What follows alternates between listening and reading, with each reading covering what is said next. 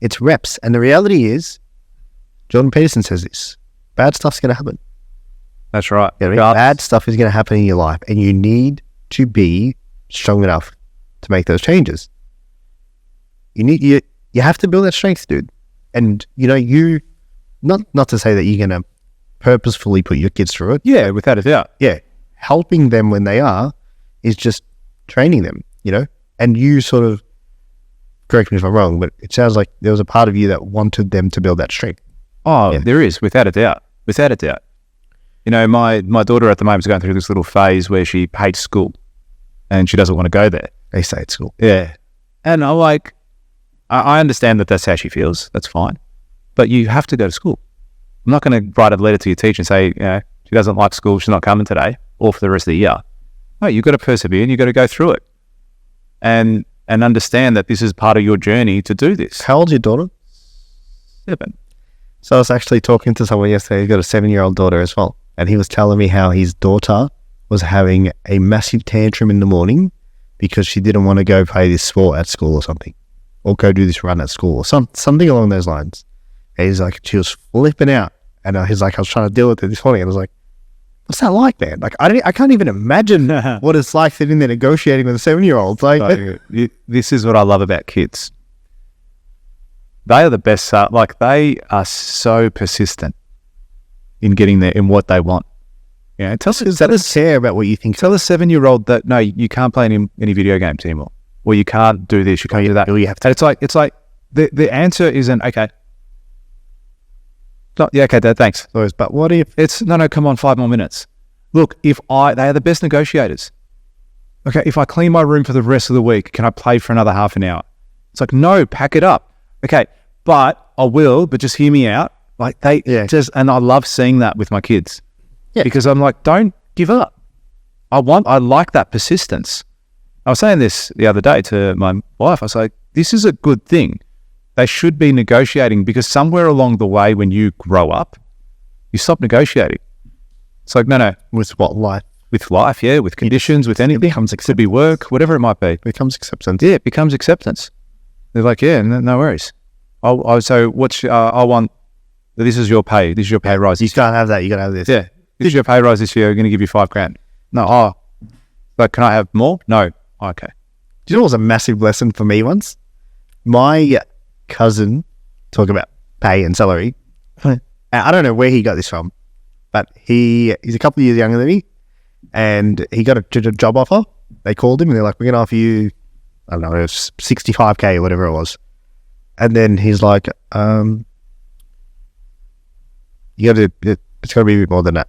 It's 70. And she's like, oh, well, let me call you back. And I thought, this guy, like, you know, take the job. Like, what are you doing? Anyway, she calls back within minutes. Okay, 70. And I was like, dude, you just made $5,000 like that. And then I thought, it's amazing how we're taught, like, no one teaches you that you can negotiate that. That's what I mean. The kid that gets lost as they get older, their negotiation goes away. Their determination, their drive to have that thing that they really want, it gets beat out of them. So I like when they negotiate with me, even though I need them to pack up and go to bed. Like, put your shoes on. We're leaving. No, I want to watch this TV show. No, I'm playing with the dog. Stop playing with the dog. Put your socks on. It's like, oh, I'll put one sock on. The other one you have to do because I'm tired. Right? They are such great negotiators. You know what it is, right? It's conditioning. Yeah, that's right. Period of time. Stop. No. Time that your life just says no to you or beats you, it doesn't allow you to have what you want, that you start to believe that you can't. Yeah. And that's why, whoever you are listening to this, you're probably sitting there saying, maybe I can't make that $1 million, or maybe I can't, make that thing that I want happen, or have that dream home, or whatever it is. It's conditioning. It's all conditioning. And it's like you said, once you're making 150, you'll never go back. No, but in the same token, you're probably also not thinking I'm worth 250. No. Or there's a better question. How do I become worth 250? Yeah. What do I need to do do that? What do I have to do? Someone somewhere is earning more than you. Doing that same role as you. Yeah. Someone somewhere. That's probably not, you know what? Yeah. One time I read this. I was working in real estate and I read this. I got so upset. but it also motivated me heaps. And it said, there is someone out there earning more than you who's not better than you. Like who you are better than. Yeah. And that person's earning more than you because they're doing something that you're not. And I was like, you're right. Like there is people out there and I think did I talk to you about this once? And I was like, yes, was it? Yeah. I think we spoke about it on the podcast actually. Yeah. And I was like, people out earning others that are not necessarily better than them. What are they doing better? Like, you know what I mean? And it's like, What's the thing? The hard work doesn't always necessarily isn't the best way to do it. No, especially if it's manual labor, like you said. That's right, putting in the reps. And whilst you do need to get those calluses and have that level of experience, it's not necessarily what's going to give you that level of success and freedom. It's always, what's the next step, huh? Yeah. I was watching a video last night on YouTube, and the kids were watching too. My son was watching. So I like this. I watch this guy. Some of you may or may not have heard him or seen him, Matt Armstrong. He's in the UK, and he just buys crashed up cars and rebuilds them, and he documents the whole journey. And he gets on average 2 to 3 million views per video. So he's done quite well for himself. And he started off by fixing his girlfriend had a car accident, and he ended up going, okay, let me buy your car off you. He bought it off the insurer, and then he just fixed it. He fixed it himself, bought the parts. So he was never been a mechanic. He just self-taught. He was cluey, read books, understood what he needed to do. As he went. He worked it out as he went. So he would go there, fix all the cars. Well, he fixed his TT, and then he documented the whole journey, and he started to get a few more likes, a few more follows, stuff like that. Then he bought the next car. He bought an Audi RS5. Then he bought a M5. Then he bought a Bentley. And the Bentley, I think, was the one that sort of took him to that next level. And then Bentley invited him over to their headquarters and did this thing with him and started to get a lot more traction. The guy's massive now. He's fixed and owns a Murcielago. I think it was a McLaren something. Can't remember what model. Aston Martins. Like, he's built up to start doing prestige cars. And now he's doing a Rolls Royce. Anyway, what I liked about it, and I showed my kids this too, I said in 2016 he started this video. He gave up everything he was doing. He was a professional BMX rider, which wasn't really paying the bills. And on the side, he was working jobs and stuff like that. And he had money there just before COVID, actually. So 2018, 2019, he had enough money to go buy a house. And instead of buying that house, he bought the car to document this journey because he loved working on the cars and doing that sort of stuff. And when he started this journey, he had like 3 likes on his videos. And that happens at the start. It took him 3 years of making consistent content before he saw the result of getting the Bentley, being flown over to Bentley's headquarters, wherever that is, showing the car, revealing the car, selling the car, then buying the Lambo, the crash Lambo, then buying the next one, then buying the next one, fixing the next one. It took him 3 years before he even really got that traction. And then after the 3 years to now, and he's showing that journey in this video I was watching, how he got to that space. And then he bought 5 acres in the UK, dream home. He had all the cars in his driveway. And he's going to extend this. This will be our new garage. We're going to film all this content. He was that one person that tried something different and continued and built on from it. And as a result is reaping the rewards because he thought about doing things differently. And he risked it. He put on some risk on the line. And I loved watching that story, and I wanted to show my kids that. I said, listen, he started with no followers. Mr. Beast. Very similar scenario. He was creating videos for 2-3 years before anyone even knew who he was and what he was doing and what he was about. Yeah, he's only like 25. Yeah, he's mid-20s or something like that. And he was creating, and now he's cracked the algorithm. He goes, I know exactly what to say, when to say it, how to say it in order for this video to get 6 million views and what I need to do. Yeah. He started when he was 12 or whatever. So he's got 13 years in the game. That's what I mean. There are people out there putting in the work. Like this podcast now, we're 6 months in. We're 6 months into doing it. Oh, I don't think we've announced this. 10,000 downloads.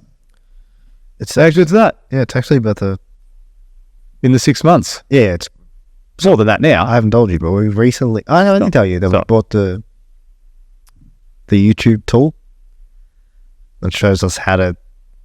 Because there's tools for YouTube. Yeah. Yeah, like we've taken the YouTube game to another level. You guys are in so much trouble. Yeah. Much. So much trouble. But 6 months, right? Mm. And have we had any viral videos?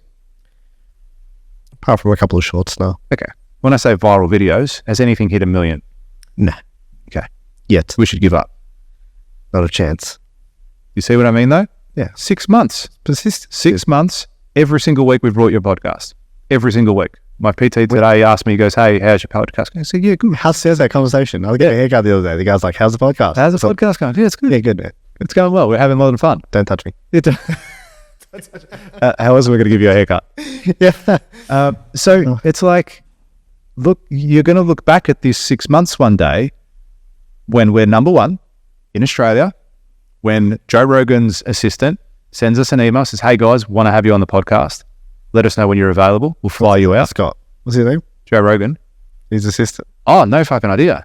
I was just assuming he has one. The guy in the... Surely he does. Yeah, for sure. 200 mil. Yeah. It looks 6. Exactly. Whoever it is, doesn't matter. And then people will look at that. Must be nice. Oh, you got invited by Joe Rogan to be on his podcast. That's nice. Lucky you. Hang on. Have you listened to the 300 episodes we did leading up to the invitation? 300 or 500? Yeah. Or 1,000? We've got over 200 videos on YouTube. Do we really? Yeah. That's sick. Over 200. That's Clips, cool. long clips, short clips. So, and that's in the space of 6 months. Space of 6 months. Someone was like to me, you need to put out more videos. I was like, we've got over 200. He's like, oh shit. You need to start watching more. Yeah, he's like, that's a lot. I was like, we're putting in the work. Yeah. Now that's just an example in this space. But you know what stops people from doing it? They don't believe they can get the thing at the end. Yes. That's what it is. They don't believe they're going to get the thing at the end. And they're like, why the fuck would I do this work and risk not getting it and blah, blah, blah. And it's like, It's also don't believe. delayed gratification. People want it now. I want to film a podcast episode. I want it to be going viral day one. And if it doesn't, I'm not going to do it because I need it to go viral for this to be worth it. Otherwise, I'm not going to continue. I mean, we've said shit on the podcast. What was it the other day? Oh, we were talking about gender equality. And I started off the podcast saying, I'm going to start employing more women because I don't have to pay them as much as men and they're second-rate citizens. So it makes sense for me to employ more women.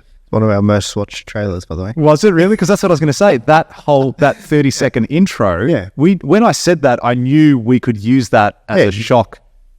Pretty sure you say that in the episode.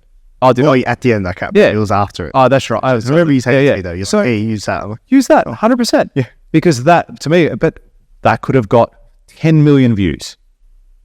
And then they were like, oh, this guy's a pig, this guy's this. Hang on, did you listen to the rest of the podcast? No, well, why would I? I heard what you really think about. Craig said it to me. He's like, was he joking? I'm like, well, you have to listen to the podcast. That's right. You're not going to tell us. I don't know. Not sure. Probably. Knowing George, yes. Like he wasn't. Like he's dead serious. That's funny, yes. Yeah, but it didn't. It didn't hit 10 million views.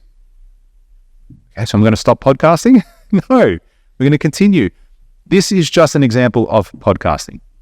But sometimes it might mean you need to work for a whole year in your role, in your side hustle, in your anything, on your fitness, before you start to see results. Yeah, or you need to do the other, like, you talk about fitness, maybe it's your food. You talk about making money, maybe it's your knowledge. Do you know what I mean? Maybe you need to read 40 books this year and dedicate 2 hours a night to reading for you to get that. For you to then see the $1 million reef reward in a year's time. That's right. But I put that all down to belief, dude. I put that all down to, if you really don't believe you can have it, because here's the thing with beliefs. They're right.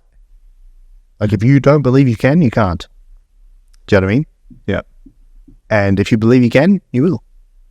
And I believe people don't do that stuff because they think, what if I, you know what I mean? Someone said to me once, why would I try and make $1 million? And I was like, why wouldn't you? He's like, because what I'd have to sacrifice, it wouldn't be worth it.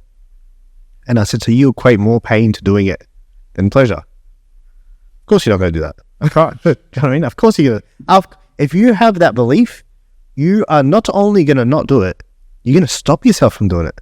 Yeah. Do you know what I mean? And you're going to get in the way. And you're going to get in the way of opportunities. Yeah. And the generations that come from you will have those same beliefs. You're going to stop yourself from doing it. Yeah. Get out of your own way. So true. So true. Boom. Boom. Oh, we need the sound effect back. Yeah. We need the sound effects back. We'll have to get that fired up. Yeah. Get out of your own way.